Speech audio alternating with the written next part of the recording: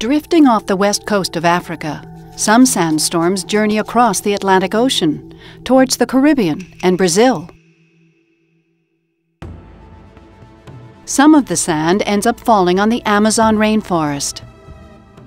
Surprisingly, the sand provides the flora with a valuable nutrient-rich shower.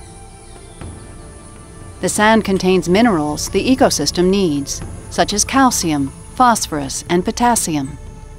Since the forest floor does not provide many of these elements, many mosses and different types of orchids have evolved rootless, growing high in the trees.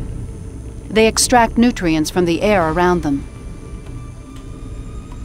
The Saharan sands can help the forest survive through this regular fertilization. So the traveling sands can help in some places. Is it bad for other places? Yes. A regular sandstorm that begins in spring in Mongolia often pesters the residents of Beijing.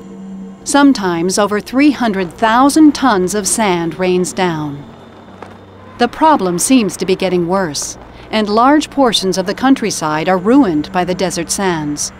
Intense farming methods and clear felling of trees for industrialization have contributed to the decline. China loses about 2,500 square kilometers every year to desertification. Desertification is the gradual change of habitable land to desert. Once formed, deserts can only support limited plant and animal life.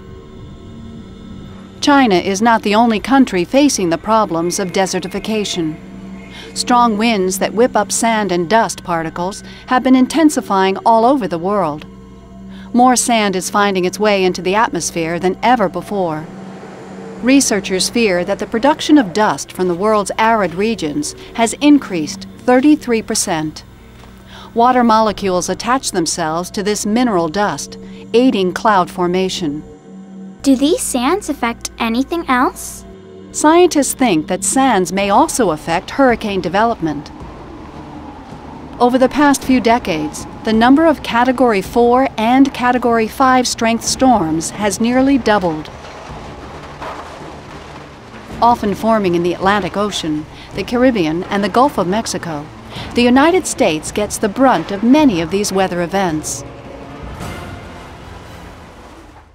Atmospheric researchers have concluded that between 1/3 and 1/2 of the dust transported from the Sahara moves on a trade wind jet stream towards Florida. The researchers are looking for a link between the sand content in the atmosphere and the area of the atmosphere where the probability is most favorable in regard to hurricane development.